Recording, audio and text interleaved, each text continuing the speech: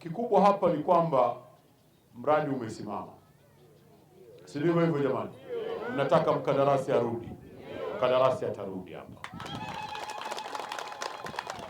Maelekezo ya Rais Dr. Samia Suluhu Hassan kwangu mimi aliyenikabidhi kazi hii ya kujenga mabarabara na madaraja katika nchi, ameniambia la kwanza ni kuhakikisha kwamba hakuna mradi kiporo utakaobakia, ni lazima yote ikamilike. Mama Samia hoye! Kwa hivyo huu ni mradi kiporo, yule mkandarasi atarudi hapa, msiwe na shaka. Naomba muendelee kuamini kwamba serikali haiwezi kupoteza hizi fedha. Hatua hii ambayo tumefika ni hatua kubwa sana. Ukiacha hii hatua, ni hasara kubwa kwa pesa za walipa kodi, wananchi wa taifa hili. Kweli si kweli jamani? Kwa hivyo hatuwezi kufanya mchezo na fedha za wananchi, na tutafanya hii kazi. Tutakamilisha hii barabara, na tukishamaliza kukamilisha hii barabara hapa Isenye, ameniomba rangu Mary wakati tunakuja, anasema barabara iende pamoja na kuweka taa za barabarani, wananchi wafanye shughuli zao usiku na mchana.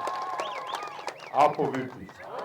Ili vijana wa bodaboda wafanye kazi zao za bodaboda, wakina mama wa mamalishe wale wafanye biashara zao mpaka usiku, na barabara kazi yake iwe ni kuwarahisishia wananchi namna ya kufika sokoni, namna ya kufika hospitali, watoto wetu namna ya kufika shuleni.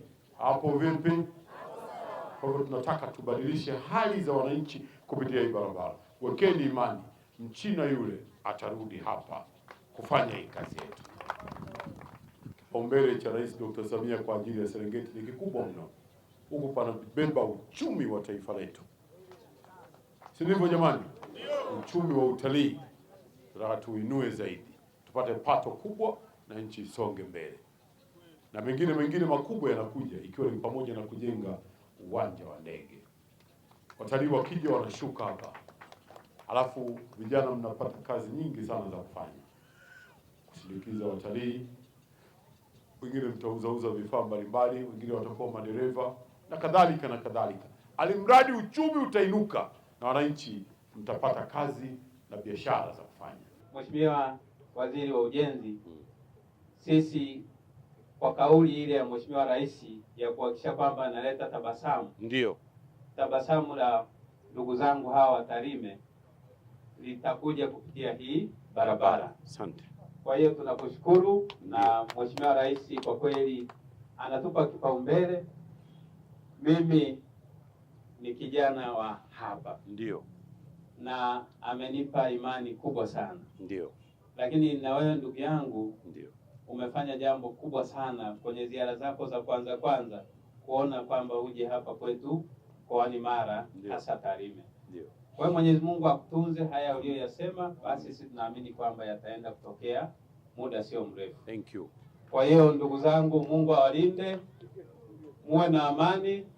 Sambamba na kwamba tunaomba barabara ya Sanzate Nata kwenda mpaka Foti ikamilike, pia tunaomba tupate mkandarasi wa barabara yetu ya kutoka Nata mpaka Mgumu. Ninakuomba sana Mheshimiwa Waziri. Lakini sambamba na hayo, CCM oye! Isenye oye! Mheshimiwa Waziri wa Ujenzi oye!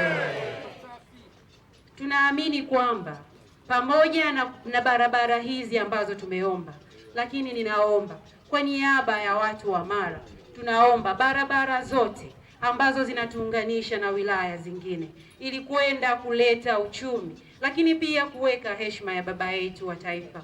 Tunaomba barabara zote zinazounganisha kutoka wilaya moja kwenda nyingine. Mheshimiwa Waziri, leo useme neno.